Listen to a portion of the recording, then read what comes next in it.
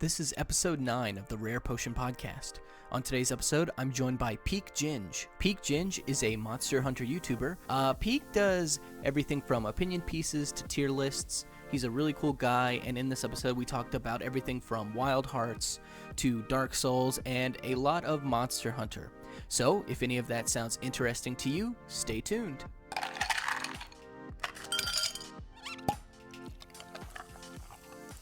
about this for a while, eh? I feel like we've been bouncing in Twitter DMs for a little while now, but so it's cool to be chatting finally. Yeah, totally. I saw you, I think, like most people found you, was the Monoblos video, and then Yes, yeah. I was hooked. I was like, oh shit. I was like, this guy. Yeah, that was far and away like the video that sort of started anything and everything that my channel is doing now and any content I put out. Because like I'd had a couple of videos before that had done pretty decent numbers, but the Monoblos video was like, okay, so I'm just doing opinion pieces on Monster Hunter from now on. It sounds good. Yeah, that's kind of how it goes, right? You gotta Yeah. figure it out, like what works. I'm in this weird zone where like I don't know where I'm going, but I'm just kind of doing it. Yeah, well that's it, right? Like you just sort of the way I approach a video is if I think to myself like if I wouldn't watch it, why should I expect anyone else to watch it, sort of thing. So Yeah. I won't make a video if I think no, that's not a good idea. And a lot of it is just shooting the shit, so to speak. Yeah, you just throw shit at the wall until something like sticks. See, yeah, if anything, what if anything sticks? I think I use that exact analogy in my little 2022 look back video I made. But yeah, it's like it's kind of crazy that it's like the reason we make content. I don't know about you, but the reason I made it in the first place is because I'm like, man, I just need like a creative outlet, right? Mm-hmm. I need to something that sort of takes the edge off the boring 9 to 5 or whatever job it is you do. I don't know what you do, but like just takes the edge off that and lets you sort of express it. And I'm like, I really like Monster Hunter, so let's give this a crack. And I think like a lot of people, like the big C. I don't know if we can say the word, the big C.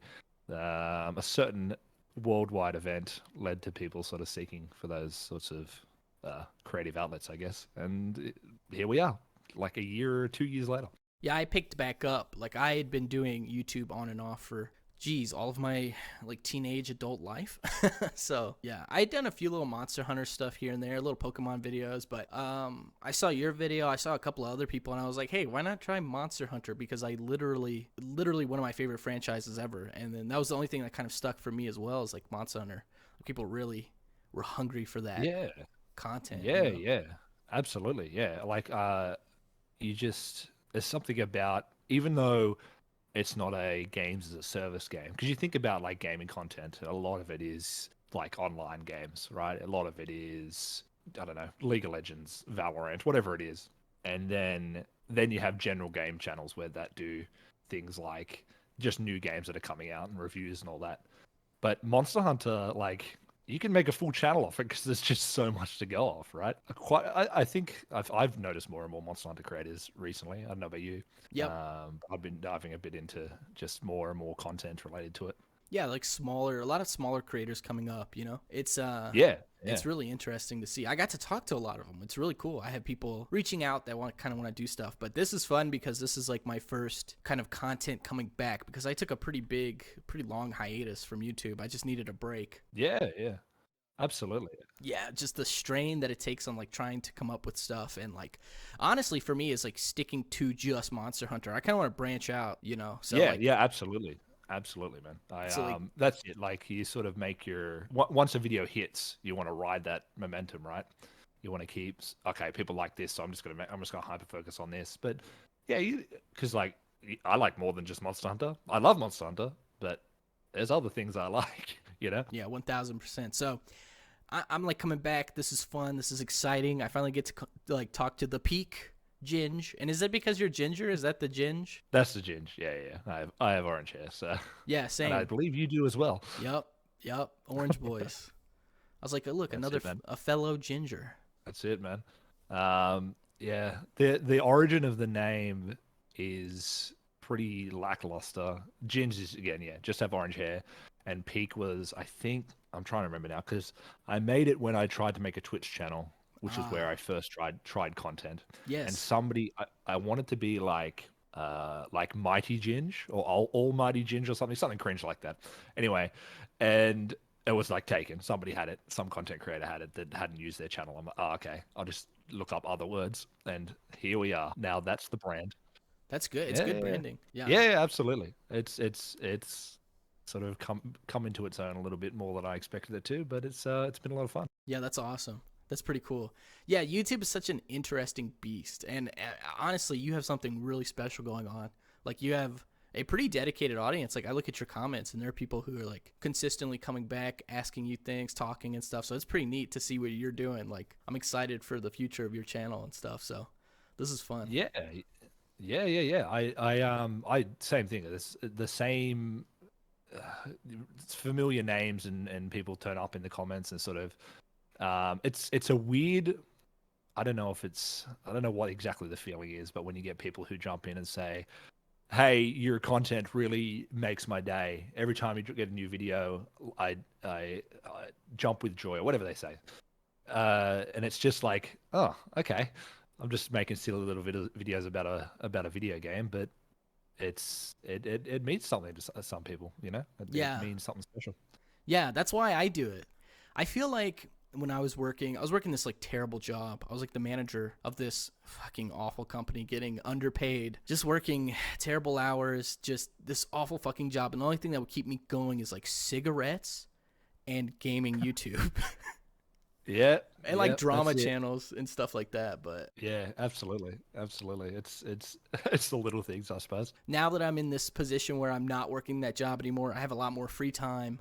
I'm like I feel like a need to jump back in and almost like give back. You know what I mean? Like I want to be that for someone else now. You know, I've been doing Yeah, creative stuff my whole life, so this is just another outlet, and this is another like that. But like that, like at once COVID hit, and I reorganized my life. I got a different type of job and stuff like that. I was like, I have more time to do this kind of stuff.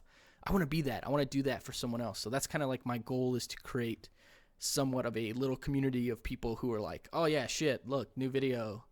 I can smoke my yeah. cigarette and like enjoy someone shitting on whatever, or talking about a monster or whatever the fuck. Yeah, absolutely. And I think that sometimes it doesn't even really matter what the topic of the video is, right? It's just sort of people just are just like, oh, new thing by this person's, and I enjoy watching. Like, it gets to a point where they like the personality behind the video just as much as they like the topic, right?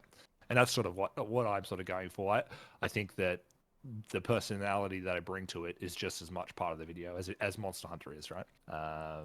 And that's why I got my little PNG guy. He's again, he is me, but he's a character by himself.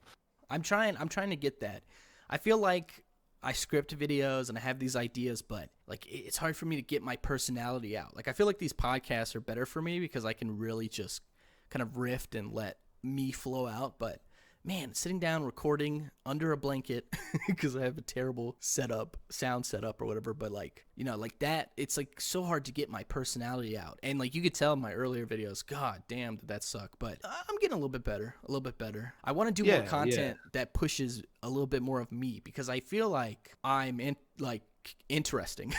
If that doesn't sound like super, self-absorbed. No, absolutely. It's and if you like the video you're making, it's gonna automatically come out better, right? Vibes are such a huge part of content, I think, and you can tell when somebody's just pushing out a video to push out a video, making a video about something just to make it, right? And I've had videos that I've scripted, recorded, edited, and then got to like the point where I'm like putting in footage, and I'm like, man, this sucks. Yep. Like the vibes are so off. I'm not continuing with this, or I'm gonna re-record, or I'm going to re-script this so that it just comes across better. Yeah. Yeah, that's been the last 3 weeks for me. Like 100%. Yeah, yeah. I mean, my one of the things I've been doing lately, which is incredibly inefficient, like an inefficient way to make videos, but a pretty fun way, is to just make a thumbnail before I do anything. So an idea pops in your head. Okay, let's play around with a thumbnail, and that's that creative process of making the thumbnail then sort of pushes the idea further. And I just like go from there. I think it's doing all right. As I said, it sort of leads to longer gaps between videos because it's horribly inefficient. But that's sort of a fun way if you need that creative drive, for me anyway, to just No, sort of kick it into that's gear. that's really funny because I do the same thing. Like I have a million thumbnails and I'm not Yep. organized at all. So it's Yep. all just on my desktop. Like no folder. It's just thumbnails, like the edited version. It's like the full version and then the one that's in progress and then maybe some footage I recorded, and it's just these like bars, like cell phone tower bars of like images and video clips and audio clips of stuff that I've never made, probably will never make, but I have them there and I'm like, I always start with like a thumbnail. Some things I start with a subject, right? Like when something is happening, like the Devil Joe video that I did, like one of, Ah, yep. Yep. I only have 2 videos that like really popped off. And like the Devil Joe video, that one, I was almost like trying to keep up because I was like felt this thing happening in the community, and I was like, I gotta make a video about this. There's just something happening. So I was kind of like speeding through that one, and that one was like, that thumbnail was like the worst. It was just something I slapped together. But then there's other stuff where I'm like, it starts out as a thumbnail, then a couple of video clips, well, audio clips on my phone. Like I'll be outside walking the dog, and then like taking audio notes, and then it just starts to build until it's something. But sometimes I get through that whole process, and like you said, I'm getting to the like clips, I'm putting stuff together, I'm like, man, this sucks, fuck this. Like I mean, yeah, I want to make something more. Like I look at my channel and I'm proud of a lot of my videos, but I'm like, there's this urge to create something better, like I want to make something, I don't know, something that like inspires me even, you know what I mean? Yeah. So I'm at this weird spot where I'm like struggling to figure that out, but I really want to make something good. Yeah, absolutely. 100% feel that. And it's like, that's why I think my video content has improved over the last year, but some of them are still just sort of like talking with what random clips in the background. And I'd like to get to a point where it is more than that. And a lot of it comes down to my sort of understanding of editing. Like you'll watch a commentary channel that has like edits of them coming in and out and doing all funny sound effects and everything like that. And it seems sort of so seamless, that all these little bits of animation, but it's just like once you get into it, like I don't know what software do you use when you edit? I use the free shit. I got DaVinci Resolve. Very good, very good. I used to use is it what's that free one that Filmora. every YouTube Filmora, that's it. Yes, Yeah, I I'm started using with that Filmora. shit too.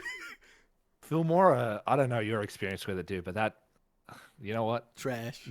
Maybe a sponsorship will come through one day, so I won't talk too much trash. But it would crash a lot. I would have trouble with it, and I don't know if that was on me or just not very good piece of software. But now I got to a point where I'm like, you know what? I've got enough money. I'm gonna pay for it. So I use Vegas. I use the Sony Vegas now, Vegas Pro. So which has been good. It crashes every now and then, but I think that's video software in general. Just falls apart every now and then. Yeah, it definitely does. With DaVinci, yeah. it doesn't crash that often, but it just like there's so much. Sometimes it just gets real chunky, and there's a lot of slowdown. So it takes like longer for me to get through a video because like stuff's not loading right or whatever. Yeah. Dude, one of the most frustrating things is when a preview doesn't load, and I'm just trying to like watch if this tiny edit I've made works, and the frame skips it every time because it's just not loading properly. I'm like, oh, I need to take a break. I need to go for a walk. No, it's so frustrating. And I feel like I could get videos out. It's such a faster speed if the shit would work. It's like, dude, I know. Yeah, that's it. Obviously, I just don't have the understanding of why video editing software does that. But obviously, it's a huge tax. Like, it's very taxing on the computer, I suppose. Is what it comes down to. Yeah, it has to do with like CPU threads and stuff and multi-thread. You need something with multi-thread or whatever. Yeah, sorry, I cut you off with dumb. No, you're all PC good, all good. But like, no, you were saying like lack of organization, dude. Mine is like not quite. My stuff's not on the desktop, but like I just have a 1.2 terabyte folder of recordings that like literally every clip of Monster Hunter I've recorded like since I started making content. There's hundreds of just. Some clips are like 30 seconds long, others are hours long, and it's like footage I'm never going to use again, but I still have it just sitting here. It's only recently, my last couple of videos, the last two, I've actually organized a recording, and it does make, I got to be honest, it does make it a lot smoother when you like specifically record a bit of footage, put it in a folder. This is the footage for this video. It's just, being lazy, I suppose. But I think the videos turned out better for it. So that's sort of how my approach is moving forward. And it's like sometimes you can sort of feel when you're putting out a video that like, oh, this is a good one. Like I don't put out videos that I don't like, because I'll watch them back a couple times before they get published, and I'll be like, yeah, I'm happy with that. But like, for example, my Plays Wealth video, the second to most recent one, I was like, yeah, this is a good one. I'm really happy with this, and I think it's going to do well, and it has. So like, you sort of hit that every now and then, and I want to get to a point where I'm hitting that every time. Yeah, it's funny. It's funny the videos that blow up sometimes. Like my biggest video isn't even a Monster Hunter video. It isn't? What is it? It's a video about Dauntless, the Monster Hunter like by whatever I can't remember what the studio is. Oh, It's that's Epic. Epic Games. basically yeah, it's on the Epic Games Store. That's right. Mm-hmm. But it's like I was thinking about again as we were saying, like branching out a little bit, and I made a video about Hollow Knight that didn't do any numbers, but that was fine because I knew it wouldn't. I just wanted to make a video sort of for me, and that's what the Hollow Knight video was. And I was like, what's a good way to branch out? Okay, well, I make videos about Monster Hunter, so let's make a video about a game that's like Monster Hunter. And that's sitting at like almost 150k, which is like mind-blowingly high to me personally. And I don't know, that's the one that I sort of said, oh, I want a video over 100k, and then like 2 weeks later, this one was like, yep, here we go, you've done that. I don't think it's my best video, but Right. it obviously hit something, and I don't know.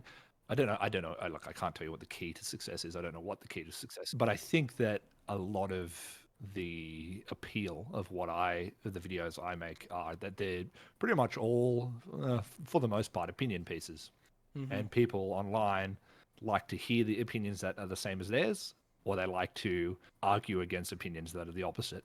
And so that's sort of like on like I'm just looking at your channel, hope you don't mind, but like your top two videos are questions in the title, right? And I think that goes a long way, because you sort of, people want to see what the answer to that question is. Can Devil Joe eat his own tail? I thought he could.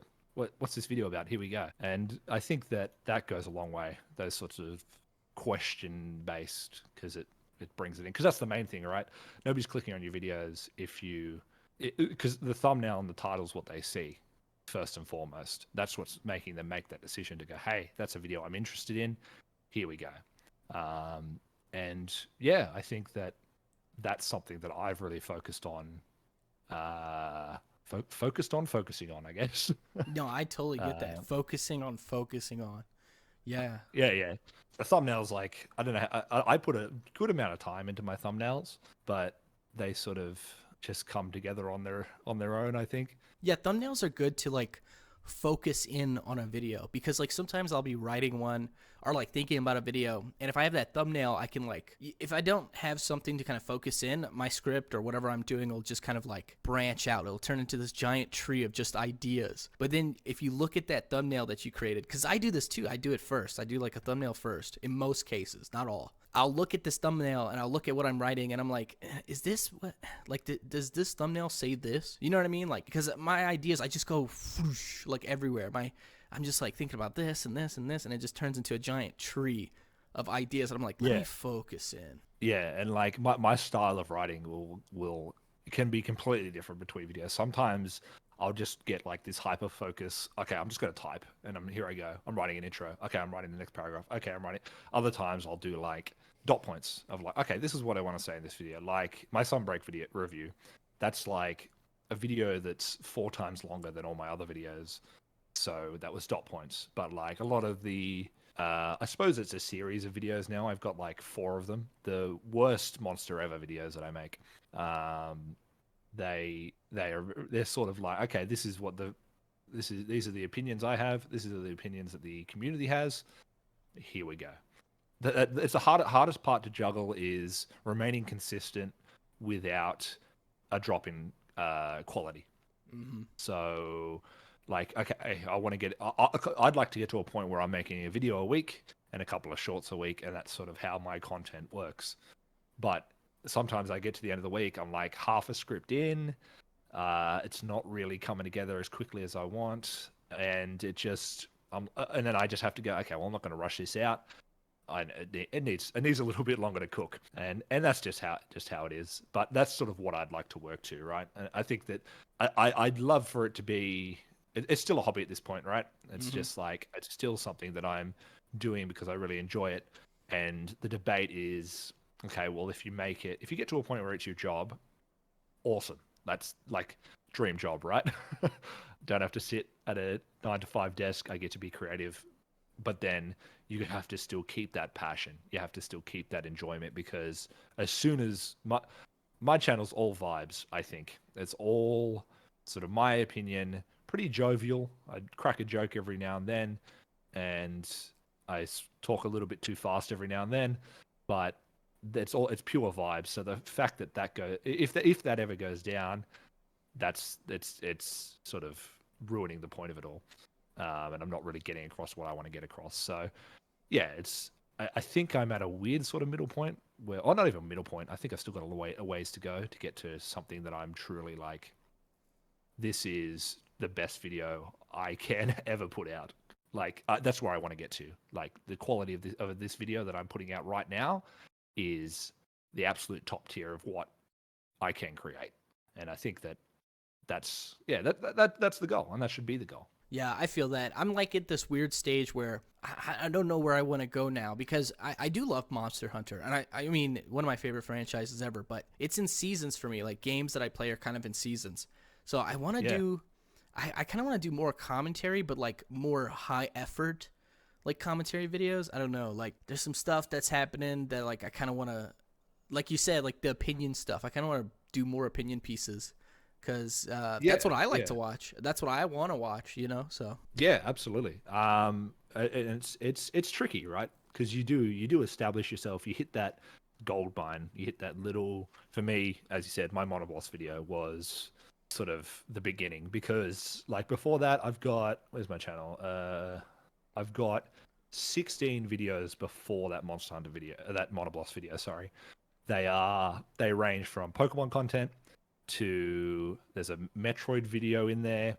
There's a weird React video in there, and like stream highlight stuff. And you sort of once you hit that, once you hit that gold mine, you want to ride it. And you want Yeah. to keep going. But does get to a point where it's like, okay, I love Monster Hunter. I consider it my favorite franchise. I've been playing since the first one. I got it has a lot of sentimental value to me because it was it was something like my dad just bought it for me, and it's been a series that's been with me ever since then, almost 2 decades. But I don't only play Monster Hunter. It's like I actually think it's crazy when you see people on like Twitter and stuff who have Mm-hmm. like 6,000 hours in World. Like I love World like a lot. It's like one of my favorite games ever, and I've got maybe across PlayStation, Xbox, and PC. Yeah, so I might have 1,000 hours all up in World, if that. So I think like I see like that, I'm like, do I actually really like this franchise? Like people are playing, like you'll see people like, oh, I picked up Monster Hunter 3 years ago, and I've got 6,000 hours in World, and I've got 3,000 hours in Generations, and I'm like, whoa, that's insane. Am I really sort of qualified to be talking about this game? Peak. Um, Come on, but man. The game doesn't start until 2,000 hours in. I thought everyone knew this. sorry. I'm not even really playing the game. I'm not Yeah. really getting to the bottom of it. No, but absolutely, it's not the only game I play. My gameplay in Monster Hunter is in chunks. It's when something new comes out that catches me, be it a new game release, a new title update, and it really grabs me, and I sort of then okay, here's another couple hundred hours into Monster Hunter. Okay, let's take a break and I'll go in like recently over the last couple of weeks, I've gotten back into Elden Ring. I've played through all of Elden Ring again in the last couple of weeks. Yeah, I'd like to branch out. And I sort of said that I did like I don't know if you saw the video. I did a video that was like a retrospective of 2022. It's like the only video I've made where it was just face to face, and I wasn't a little Mm-hmm. PNG man, and it was it was one of the points, right, that I wanted to make. I wanted to collab more, which is where we are now. Hello, hello. Awesome. I wanted to sort of branch out a little bit and see where the next, I guess, set some goals for the year. One of them was like get a video to hit 100,000, um, get to 10K subscribers, and things like small but in theoretically achievable goals. Hmm. And I think that's if and again I don't want to pretend like I know. I don't really know what I'm doing. I'm sort of just like I don't know how much research you do into like the YouTube beast itself, right? Like I'll watch things like Harris Heller. That's pretty funny because when we became friends on Discord, I saw you were in the Harris Heller. That's our The only. Senpai Gaming. Yeah, I saw we were both in Yeah, this yeah. in the Senpai Gaming Discord. Yeah, oh, okay, righto. Very good, very good. Like I don't know if you've ever watched Devin Nash. Yes. Oh my He's another gosh, one. dude, that dude Uh, inspired me to keep going. Like I was gonna quit. I'm not even like yeah, kidding. yeah. Like I was He's like, like fuck. I need that dude gave me the kick in the pants. Like I was watching this video, it changed. I was like, fuck yes, I have something to say. I'm gonna do yeah. it. Yeah. Yeah. And like so people like them where they can give you just because our content isn't uh comment reviews on cameras like Harris Heller stuff. Just because it's not that doesn't mean you can't take value from that. And whilst I don't think the right approach is to sit there and religiously follow people like that and go, okay, I need to do exactly what they say. There's a lot that can be taken from their knowledge because at the end of the day, they know what they're doing. They are successful in the space, so you should listen to what people say. People who I think, in my opinion, if you're just gonna grind Twitch, right? And Hmm. it's perfectly fine if you're just vibing with friends online. You're like, hey, I want to throw up a stream. That's awesome. That's if that's your goal, then 100% that should be how you go about it. But if you're like, oh, I'm gonna jump on Twitch and I'm gonna be the next big thing, you gotta be smart about it, and because the sunk cost, there's no the sunk cost fallacy can get you really quickly when it comes to streaming. I started my content streaming. I don't know about yourself, but I started streaming on Twitch. That was the first content I ever made, and it was shiny hunting in Pokemon Yep. Sword. Yeah, I Um, shiny hunting, man. I did that. I streamed a little bit of that. Actually, I started back in like I think my first channel was like 2010. So I was doing like weird yeah, skits right. and shit. I have one. There's like one channel that me and my friends had. I'll send it to you after the podcast. Yeah, You can yeah. see this I'll, cringy I'll, shit. I'll give it a look, man. I'll give it a look. I'm sure it'll be fire. But yo, Um, it's something else. But no, um, yeah, I started Twitch, and actually, what kind of got me into the niche, I'm not gonna lie, was Twitch. Like, what got me into the Monster Hunter niche because I was streaming, I think Generations Ultimate at the time because that's what I was playing, and there was just this group of people who would go to all these small like Twitch channels or whatever, and this was like, oh my god, like 2 or 3 years ago. I was doing another podcast with a buddy about aliens and shit. Dude, it was wild. He wanted to oh, do dude, I have to something. check. Oh God, no! I'll send it to you. Oh, but I've done so many little projects here and there. But what kind of convinced me to try Monster Hunter as a YouTube niche is because like I was on Twitch and all these like people were coming and like talking about how they Monster Hunter another Monster Hunter content, more Monster Hunter. I'm like, shit, you people don't eat, like y'all hungry? Yeah, no, there's a want for it, right? There's people that I think there is a small little gap, right? You've got people who make your huge retrospectives, right? Super Rad, for example, he makes gigantic retrospectives on each of the Monster Hunter games. He's sort of branched away now. He does like things like Fallout and that sort of thing, and that's cool. And I think that those are great videos as well. You've got people like Arix, the Arix channel, who do sort of more news and like set builds and things like that. A lot of the Monster Hunter content is Set focused builds. on like set builds, right? Yeah. It's a lot of speed running. There's a lot of set builds. There's a lot of and there's not a whole lot of commentary and just like, hey, here's this very focused little video about this thing I like or dislike. And I think that there's a sort of gap in that market being filled. Of course, we've got the likes of Flyin. Flyin's kind of huge at the moment. Flying's kind of zooming along. Flying, I don't think it's Flying 2, isn't it? Yeah, Flying 2 is his Monster Hunter channel. I don't think he does. Does he do Monster Hunter on his main channel? I'm not sure. Anyway, Flying's a big one. His content's great. I don't know if you've sort of checked him out, but he does a lot of really great content. But a lot of it is still, his stuff is like a lot of challenges, right, and that sort of thing. So I think I would like to branch into those kinds of videos. I'd like to do challenge stuff, but the only thing that really stops me is, dude, now that I'm trying to be successful with this, streaming is a killer for motivation. I think I find it streaming, and it doesn't go how you want it to go. Be that technical issues, you don't get as many people jumping in as you think. It's so demoralizing, dude. Just for me personally, it might not be for you or whoever's listening, but streaming's hard. It's hard to maintain that energy. It's hard to, like, I don't know, how many takes do you take when you're recording a video? Be honest. Jesus, like dude, I'm nothing but honest. It takes me millions. And let me tell you something about script writing. I am borderline illiterate, so like when it comes just from scripting to recording, it's like days if I want to get something really good. Yeah, right. So like trying to, I can, like, from my point of view, a 10-minute video might be 45 minutes of audio, because I'll be like, hey guys, and then I'll trip over it. Hey guys, PeakGinge. Oh no, I made a mistake there. I sounded weird there. I tripped over my word. I mumbled this word. Streaming is trying to be at that perfect high energy level for 4 hours, 3 hours, 8 hours. It's hard. Being successful in that space, I think, is incredibly difficult, and it takes fortitude. It takes you, because whether or not people want to say that streamers are fragile, or streamers are they got the easiest job in the world, no way. It's hard to be entertaining. You have to be on.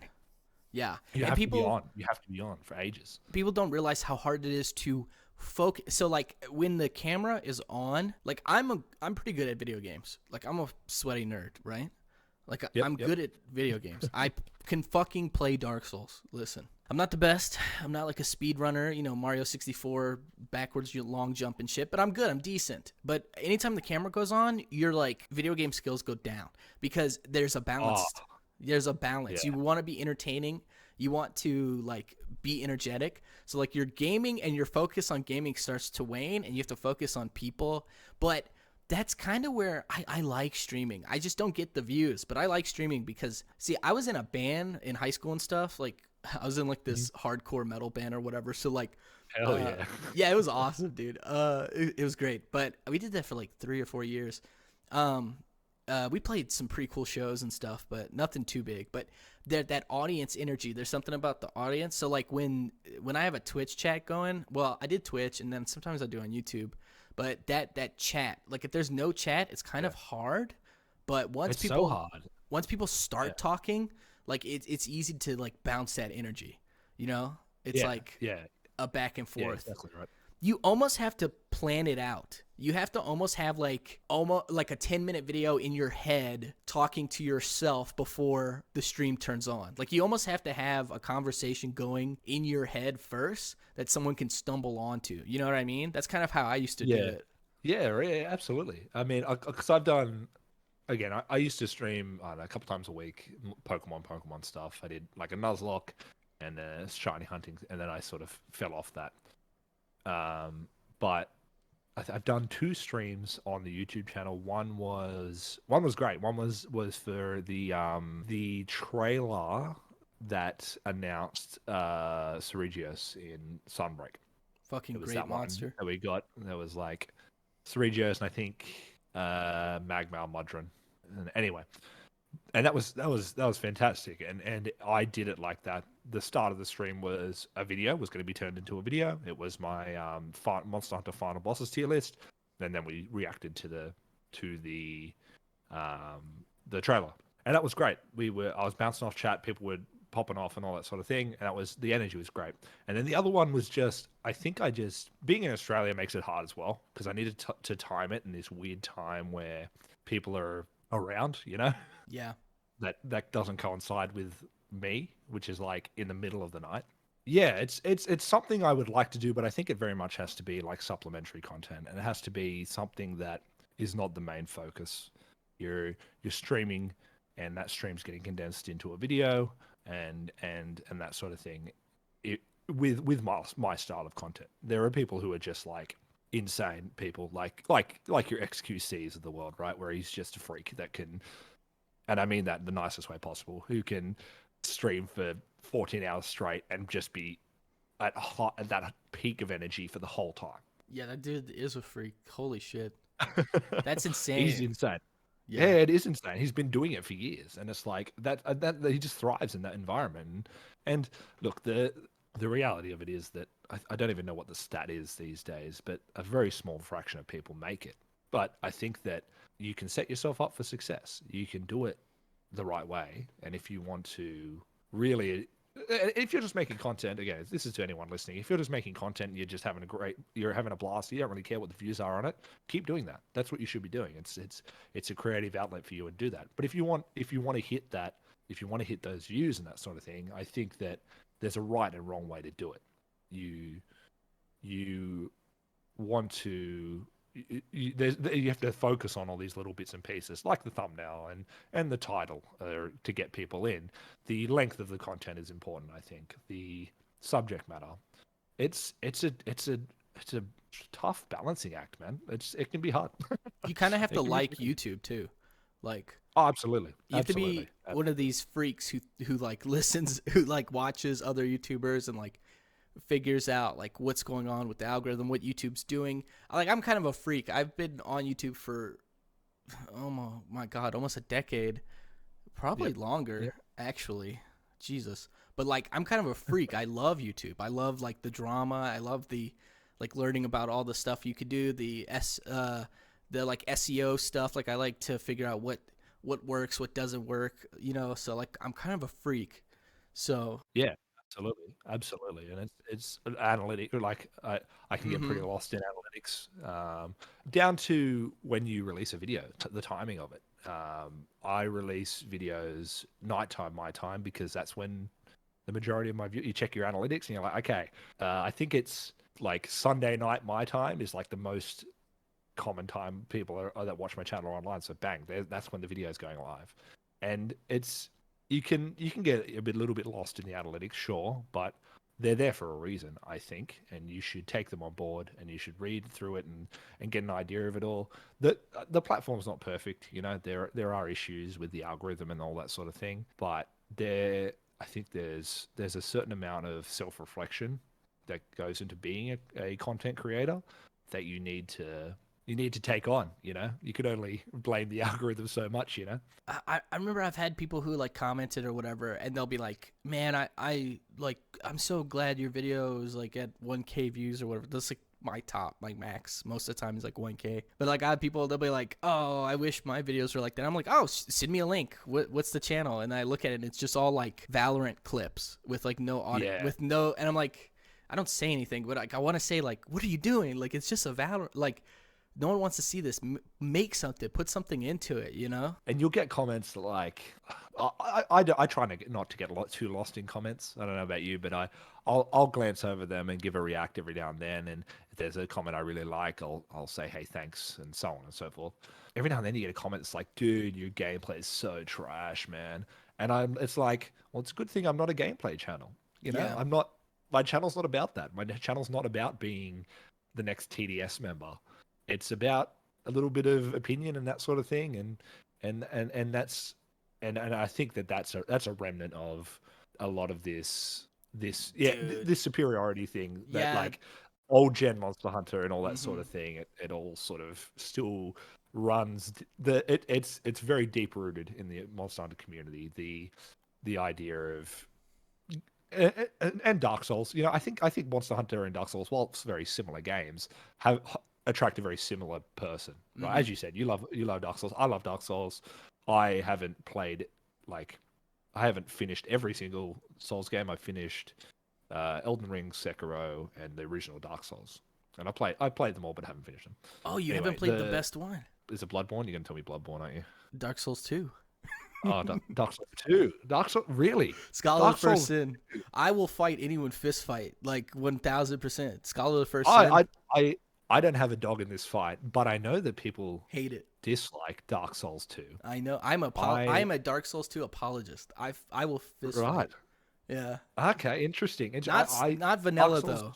Not vanilla. It not has to be vanilla. Scholar of the First Sin, the PS4 one. I played whenever Dark Souls 2 released, I played a good amount of it, but didn't get to the end. Yeah, Some that other one. game came up. That we don't talk about that one. That's vanilla. We We don't don't talk talk about about that it. one. Okay, all right. We'll sweep that under the rug. Yeah. Scholar of the First Sin is the only one that's on PC, right? Ah, yes, I it's the don't only think, one on I don't think PC, Ace is. Yeah, and it was on because I have it. PS4. Yeah, that's the good one. That I dude, grabbed it.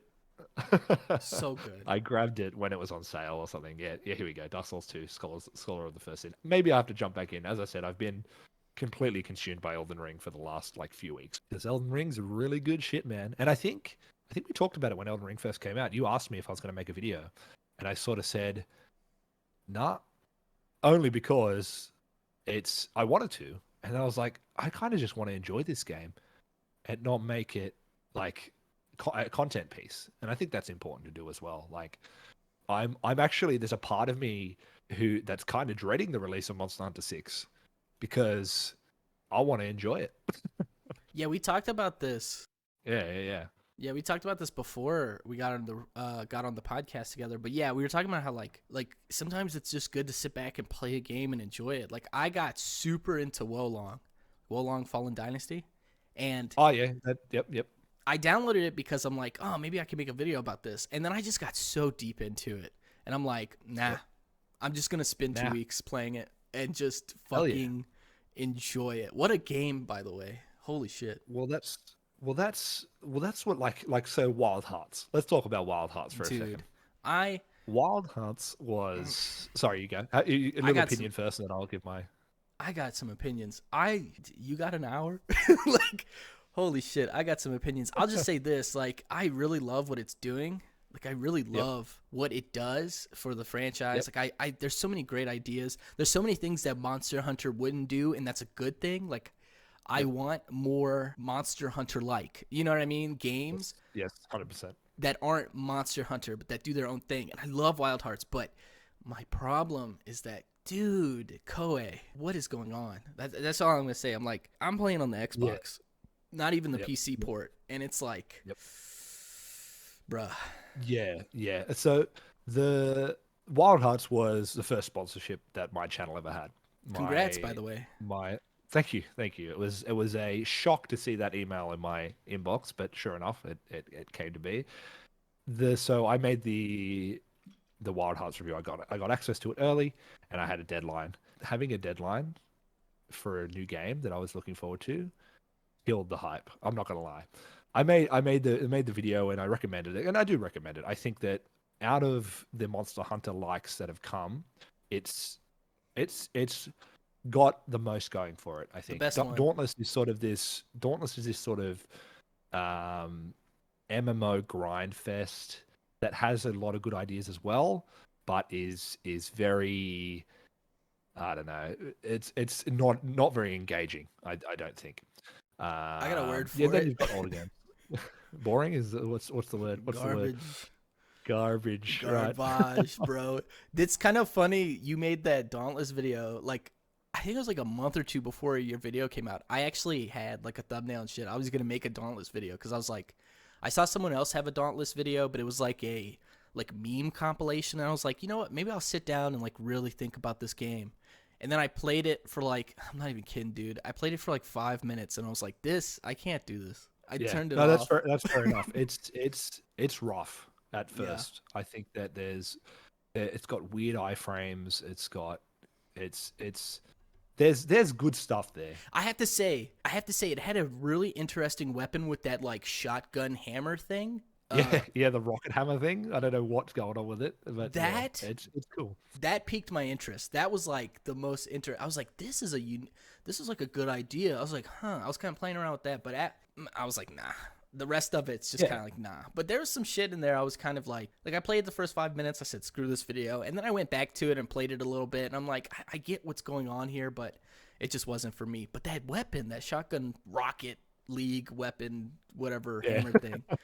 That shit was Yeah. Yeah. interesting. That was the thing that I was like, this could be something. Yeah, there's some cool systems going on in it. You've got like one of my favorite ones is most of the monsters have this lesser, normal, and greater version, so it's the same monster. Whereas Monster Hunter is like subspecies and like low rank, high rank, G rank, or master rank. You've got these sorts of different versions of these monsters. They look different. They've got different models. They've got different textures and all that sort of thing. And I thought that was cool. I thought that was a cool way to go about it. But absolutely, it's not the best that the franchise can do. And Monster Hunter sits in a similar spot to Pokemon, right? Where it's the top of its game. No other similar series can sort of dethrone it or has yet dethroned it. I don't think Monster Hunter will. I think that the developers really give a shit about everything in the game, regardless of what people want to say about Rise and Sunbreak and all that sort of thing. I think that the reason Monster Hunter is so successful is because the developers really care about it as a whole, like the people, the directors and that sort of thing. Yeah, 100% agree. Just quickly back to Wild Hearts. Killed my hype for it. Absolutely, I still recommend it. And trying to rush a video out with a deadline and trying to get through the game because I couldn't even get to the end of the game before I finished the review because I just didn't have time. There was still a couple of monsters after I published that video that I hadn't gotten to yet. A few added notes I would say to what I put in the review. I still recommend it. I still think it was good. The performance, I haven't gone back to check. I think it's supposed to have been improved, but it got worse for me later on. Yeah. I think I mentioned in my review that it wasn't too bad. I had some frame drops and that sort of thing, but I had some periods after I'd published the review where I was like, God damn, this is rough, right? That happened to a lot of people. Actually, there was it was a patch in March. What are we in? Hold on, is it March? Are we in March? Yeah, we're in March, right? Yeah, just. So there's a patch before March in February that fixed quite a few things, and then there was a patch in March that kind of just busted it for a lot of PC players. I'm like, I really love this game. I really do, but I have to be objective. I have to be like, absolutely. There was a March update that just kind of fucked it up. It was pretty bad. So I hope it gets some TLC, but yeah. And to be fair, I mean, Japanese developers aren't known to be good at porting to PC because PC isn't that big in Japan. You know what I mean? Yeah. Look at the PC releases of Monster Hunter. They've been a bit rocky. Not too bad. I know that they're pretty much okay, but I recall there was a point where like PC World or Iceborne or something had like mixed reviews on Steam because of performance and that sort of thing. I think Sunbreak can delete your save file if you get unlucky on Steam. Yeah. Absolutely. I think that that's a little bit par for the course, and I hope that improves. But there's and the end game of Wild Hearts is just whatever, man. Like I said, I wish I'd gotten to it before I published my review. In retrospect, I probably wouldn't have made the sponsored video a review. I would have made it an opinion piece, more about sort of feelings and that sort of thing, and done a review later on. Like I did for Sunbreak. I delayed my Sunbreak review. The review didn't come out until a month and a bit after Sunbreak did, because it was important that I put that playtime in. So, lessons learned, I think. It was my first sponsorship. I put out a community post to sort of ask how it sort of went, and people were pretty happy with it. And I think that the vast majority of people, especially if they're fans of yours, they're just happy for you to get the bag, Yeah. And that's sort of what people said. They said, hey, sponsorship, my content creators I like, getting the bag, go for it. And I think that there's always lessons to be learned with those sorts of things, especially. Yeah, I mean, I think it's fair that you gave like an early, like the game's not even out yet. You got a sponsorship, so people kind of already, if they're smart, have like a little bit of wariness about it. So I think it's okay to have like an early opinion about something and then later on expound on that. There's nothing wrong with that. And again, like get the bag, get the sponsorship. Totally, that's how I feel about it. Like when I see a raid, like when I see someone get a raid sponsorship, it's like, yeah, they'll pay anybody. They paid me when I was on Twitch. Like I got a raid sponsorship on Twitch. I mean, that's it. I think the same thing. Like it's a meme, right? Raid, Shadow Legends. It's a YouTube wide meme. But yeah, get the money, man. If they're willing to drop you however much for a sponsorship, do it. That's the way I see it anyway. Yeah, and most people know it's like the payer. Like it's like Ridge wallets. Yeah, exactly. Like Ridge, what else have you got? or Yeah. what's that? No, what's the audiobook thing? That's another one Audible. that you see. Audible. Yeah. Audible's actually Any pretty good. VPN ever Yeah. sponsorship, you know, Nord, Express, VPNs. whatever. Those headphones. Uh, Raycons. Yep, Yeah. yep. They have like Yeah, that's terrible another one. bass, but they're good Do price. they? Do they? Yeah. Okay. I haven't. Yeah, I've never. Obviously, I've seen a million ads for them, but No, don't know how they go. I know someone who has them. They're terrible bass, but they're like affordable. And I like that. They're affordable. I like that. Yeah, yeah. I'll only get new headphones on sale You because kind of know headphones are what you're getting. ridiculously expensive. But so the end game for Wild Hearts is not very good. I wanted to like it and I just couldn't. It's Yeah. sort of this weird, sort of super hyped up monsters. I can't even remember what they're called. Velvet Velvet cheesecake? I don't know. Yeah, Violet? something like I it's don't like know. it's like pick a random descriptor, change the name a little bit, off you go. And dude, I you know what? I wish I'd finished the game for the review simply because of how bad the final boss was. Did you finish the story? Mhm. Okay, listeners, spoilers for Wild Hearts. The celestial dragon that you verse sucks. It's worse than the colossal fights of old in Monster Hunter, in my opinion. The thing you verse after it is cool. I don't even remember what Yes. it's called. The thing you verse after it is really cool, but you can't go back and fight it. Yeah, that's the It's sucky you, part. yeah, yeah. So like I played it and I was like, oh, I should have recorded this.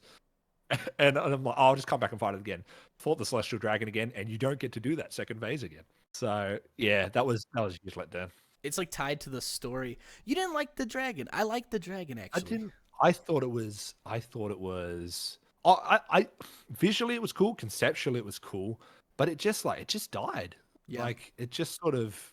That was it. I'm like, what? I'm struggling with the the. Orangutan. Yeah. I'm Is it getting wrecked by the monkey or whatever everyone? it's called.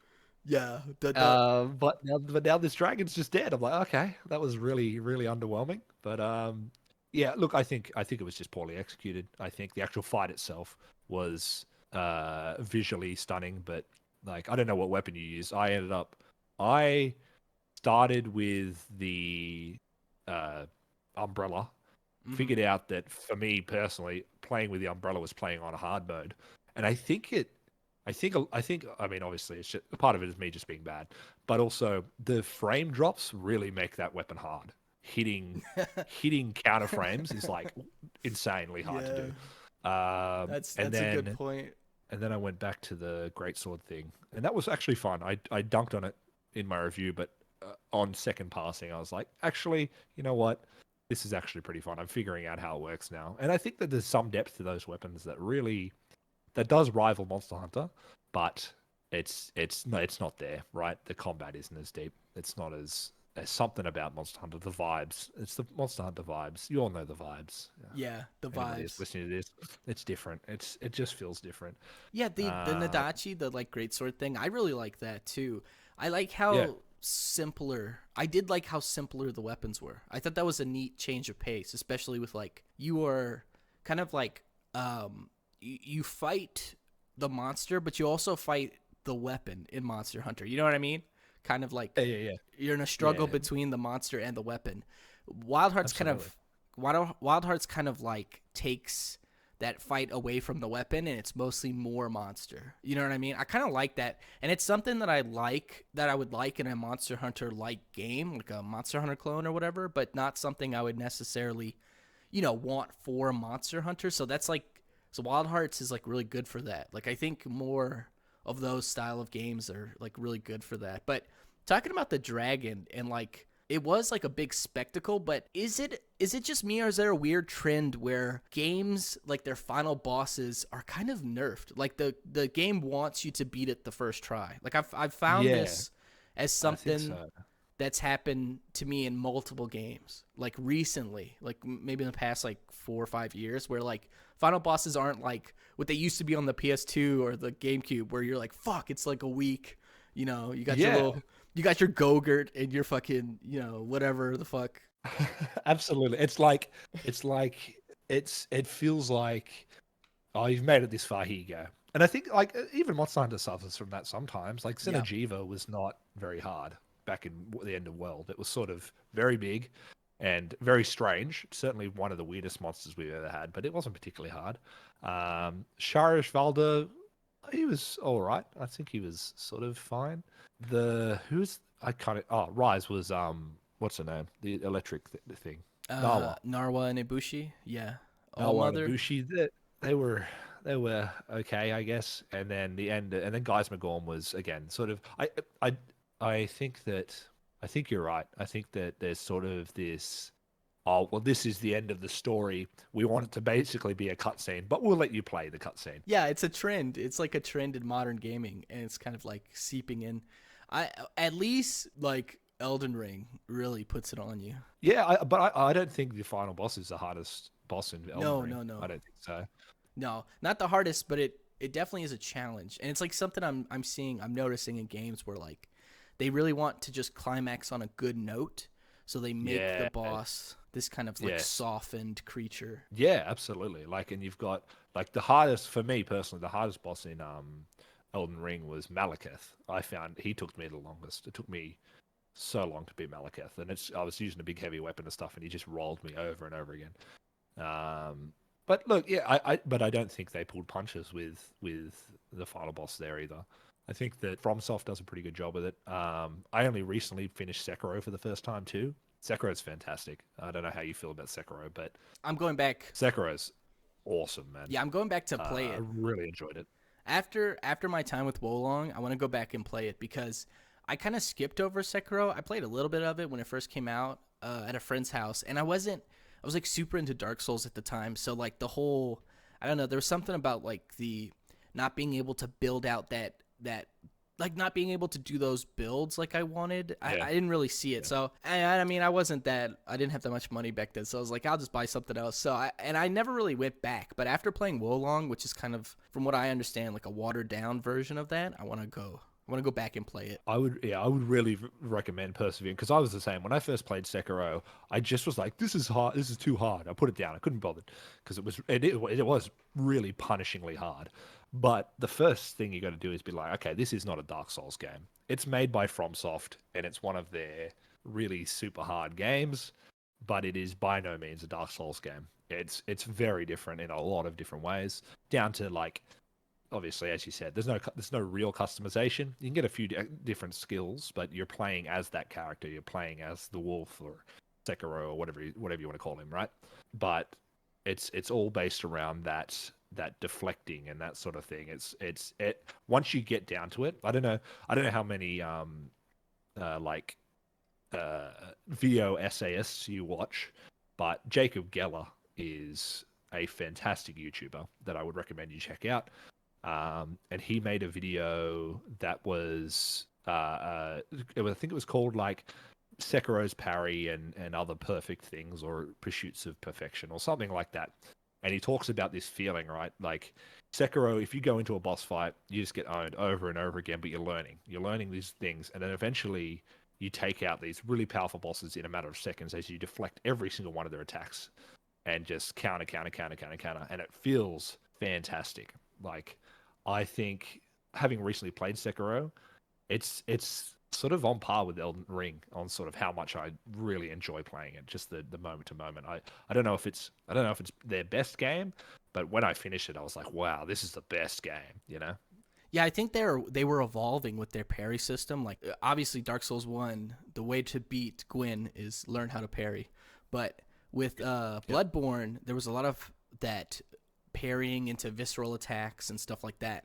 And I think Sekiro was just kind of like a crescendo of their like, I don't know, focusing on that kind of aspect. I didn't really get that or understand it when I first picked up Sekiro, but after playing but after playing Wolong, now I want to go back because Wolong is like that. It's apparently, from what I understand, it's way easier, so it's not as hard. But you have that. You can't beat bosses without parrying. Like in Wolong, you have to learn it, and learning those fights, and it's I think a lot of the reason why Monster Hunter and Dark Souls has that overlapping line of players is because of that learning aspect. Like the way you have to learn a monster and the way you have to learn basically a level or an area in Dark Souls is very similar. It's that like experience of of learning, overcoming, and then reacting and understanding that whole whatever those little things are in your brain that it tickles. Like both those games do it. So I think that's why there's like a good overlap.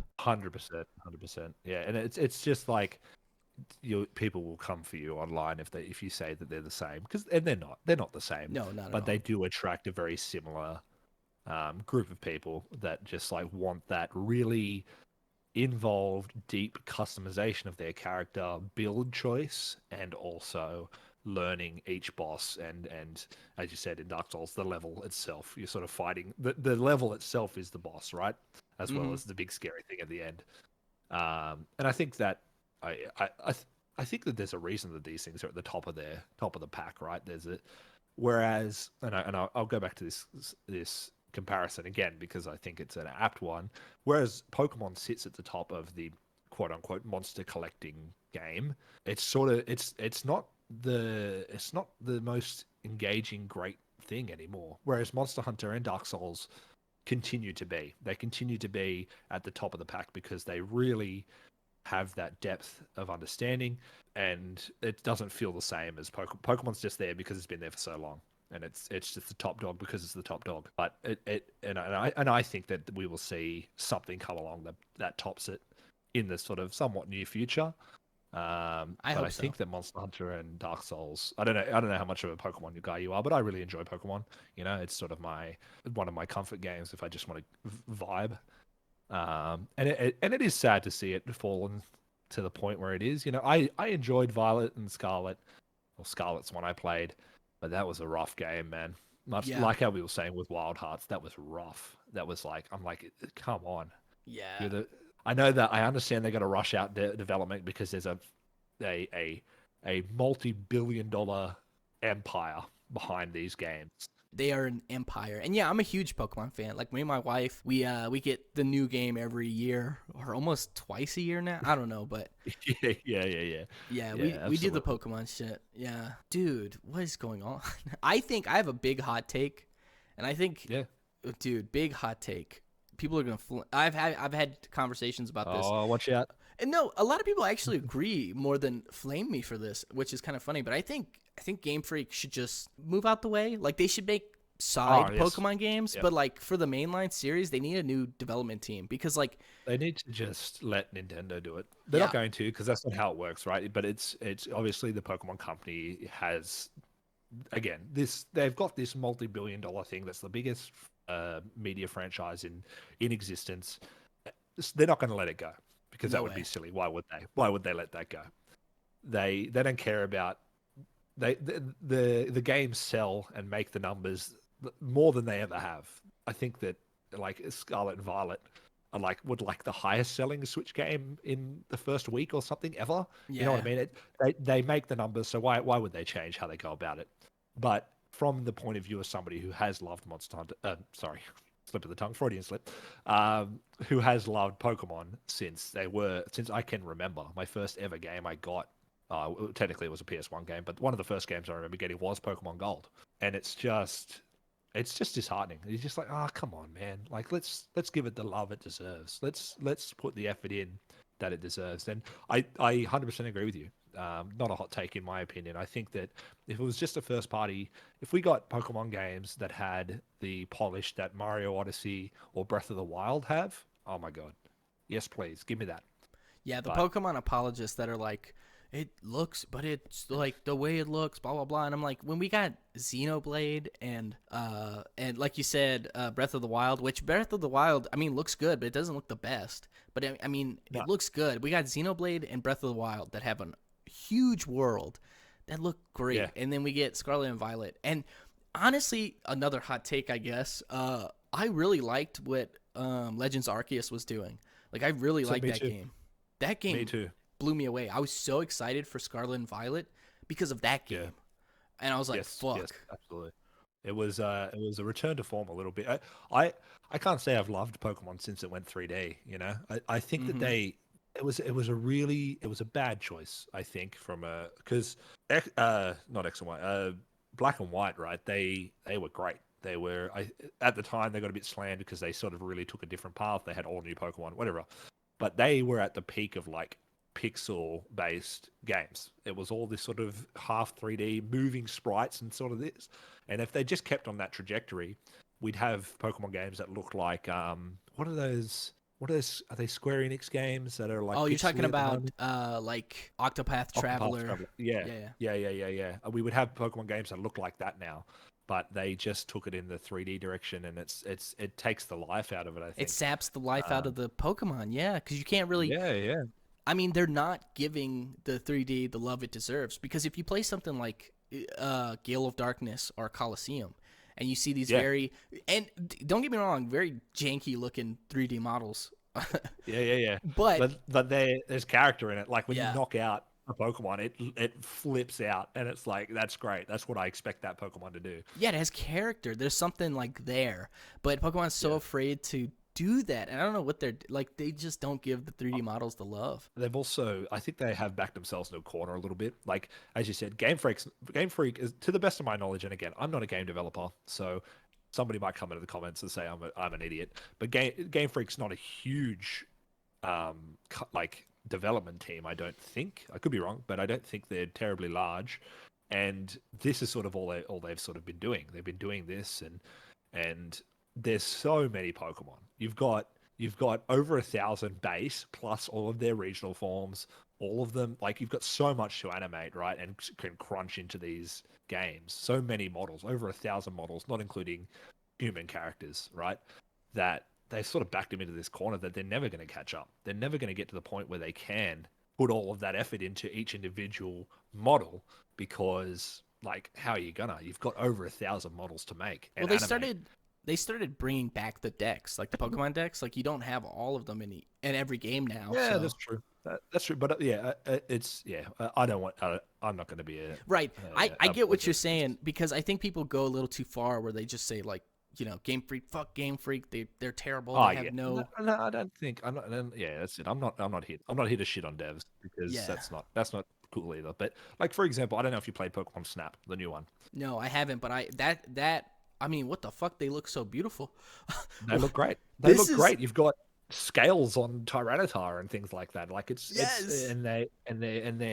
they're and obviously it's easier because it's scripted, right? So you see this Pokemon do the animation that it's been scripted to do in this setting. Okay, cool. Fair enough. But it still showed that the character and how awesome this can be, this environment can be, and how smoothly it can run and still look great. Stylization's a big thing when you've got hardware like the Switch that can't pump out realistic graphics.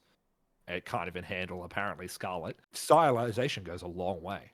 That game was really part of the catalyst of my thought process when I thought about like when I came to the opinion that Game Freak just needs to stop. Like when seeing that, I'm like, look, there's companies that can make this happen. And like you said, there are scripted events where like it's Pokemon Snap, so they do their little dance, fly away, and all that shit. But I mean, I go back to Gale of Darkness and Coliseum, and it's like and they're not the best. Like if you go back, they're not the best animations, but there's just something there.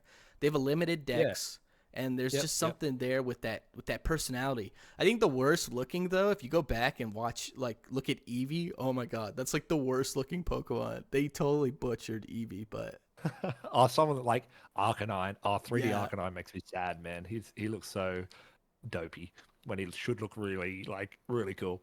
yeah, Um, fierce. but yeah, it's a shame, and I don't think it's going to change, unfortunately. Like I'm not particularly excited about the DLC that's coming out for Scarlet. It's whatever. I'll Yeah. probably give it a go, but it's sort of. I think that there was a yeah. It is what it is, and I just don't get too bent out of shape. I play it, but it's not a bad thing to wish for, a series you love to step it up a little bit. And I think that way. Used to think of that way about Monster Hunter, right? Like Monster Hunter has always felt really good to me to play. Even the really old ones, they feel good. But we got to the end of the fourth generation, and it still kind of looked like because it had been on 3DS, it still kind of looked like a PS2 game. Yeah. Not quite that bad. I'm over embellishing. So when we saw them say, okay, we're doing this from the ground up, here's Monster Hunter World. It was mind melting. I was like, what the fuck? This is something I've wanted since I was 10. I wanted to see this sort of not realistic, but you know what I mean. It's Monster Hunter's a great example of what that refreshing feel can be like. And I still go back and play the old Monster Hunters, of course, and they are very different to World, but I think they're all sort of valid, and they all, yeah, it's a series that's been handled really well. I think Monster Hunter in general. Yeah, I think so too. I 100% agree. We're at an hour 17 ish. Oh wow. Oh my Yeah. god, have we really just been prattling on? I haven't even looked at the time. That's Yeah, insane. dude. Yeah, Is these that things. how long do you usually run for these? Oh, just as long as the other person's running, and then I just kind of get a feel for it. I'm like, yeah, this is about it. Yeah, fair enough, man. I mean, yeah, that's we've just sort of been mumbling on about all different things. But yeah, if you want to wrap it there, that's chill. Yeah, that's what people like to hear. People just like to hear people, talking shit about their games and all that. All right, Peak, just plug all your stuff. Sure thing. I mean, it's mainly PeakGinge on YouTube, PeakGinge. Go and check me out. And also same name over on TikTok and Twitter and all that stuff. Yeah, this has been really fun, man. I've really enjoyed talking to you. It's been a fun experience. Yeah, 1000%. All right, you have a good one. Yeah, you too, man.